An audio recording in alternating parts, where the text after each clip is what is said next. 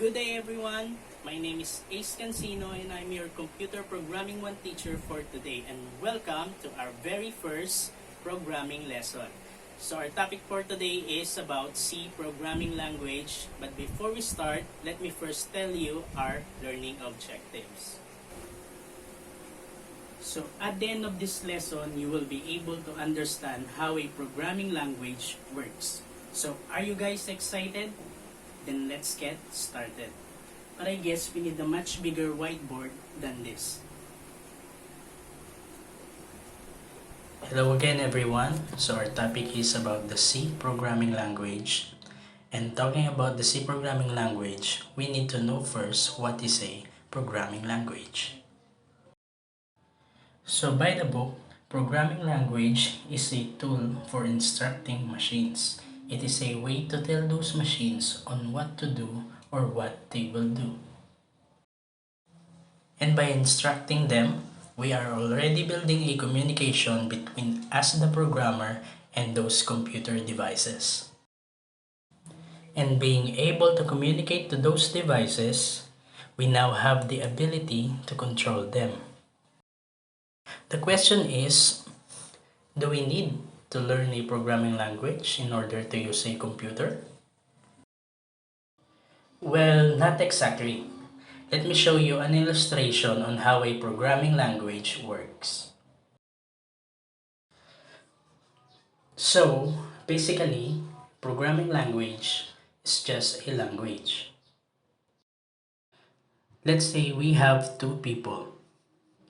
A Filipino guy who wants to communicate with an American guy. If the Filipino speaks in Tagalog, the American would not be able to understand any words.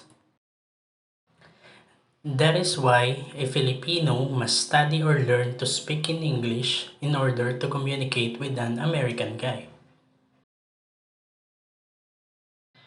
Let's say we have another Filipino guy who needs to communicate with an American guy, but chooses not to study the English language.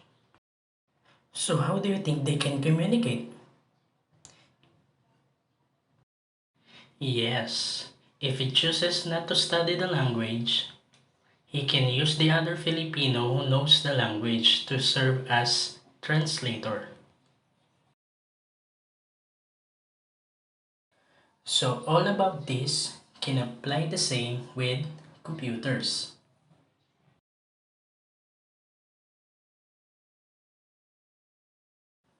The programmer needs to learn a programming language in order to create an application that can communicate to a computer. So then, those people who doesn't have knowledge in programming can also use the application that the programmer built in order to communicate with computers. But why do we still need an application if we already know a programming language? The reason is, applications are consisting of instructions that is translated from a programming language to a language that the computer can only understand. And this is called the machine language. So moving on, we have two types of programming language. The low-level programming language, which includes the machine language, and the high-level programming language, which includes most of the programming language we have today, like the C programming language.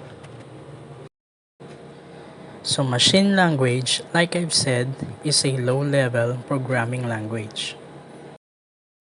That is why it is the first and only language that the computer can understand. Another thing is, it is a programming language consisting of binary instruction which a computer can respond to directly. So why humans don't use machine language instead? Because like I've said earlier, it consists of binary numbers which literally means zeros and ones. For example, the value of number 24 in binary is 1, 1, 0, 0, 0. That is why it is impossible to use a machine language. Therefore, programmers uses a high programming language. Because a high-level language is a programming language such as the C programming language, the Fortran, or Pascal that enables a programmer to write programs that are more or less independent of a particular type of computer.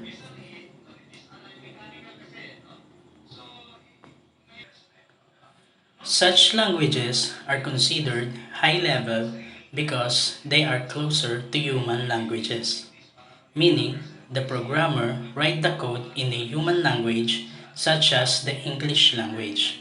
Therefore, it is very understandable.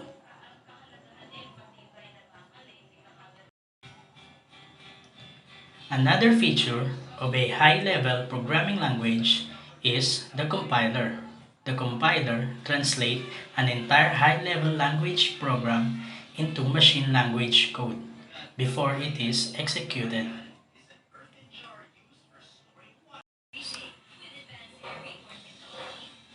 Just like my example earlier, that if we input the number 24 in a high-level language, the compiler will translate it into machine code that will give us the 11000 translated value of 24. Therefore, that 11000 value will be understood by the computer as 24.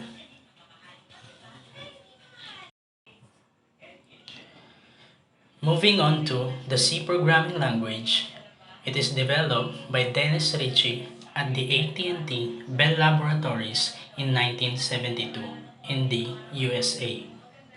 And it is the most famous programming language designed to develop system application program. The reason why it is famous? Simply because the code that we write in it is very easy to understand.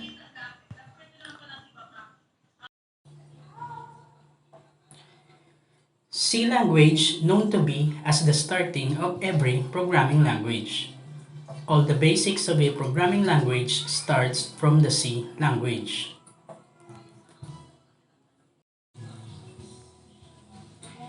It is also known as a procedural programming language, meaning it runs in a procedural order like reading from the top to bottom.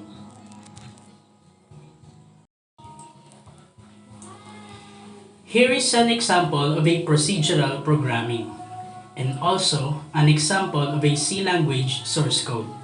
The lines represent which is the first to execute, so the C compiler will read each code from the top line, which is the line 1 procedurally, line by line down to the last line or bottom line.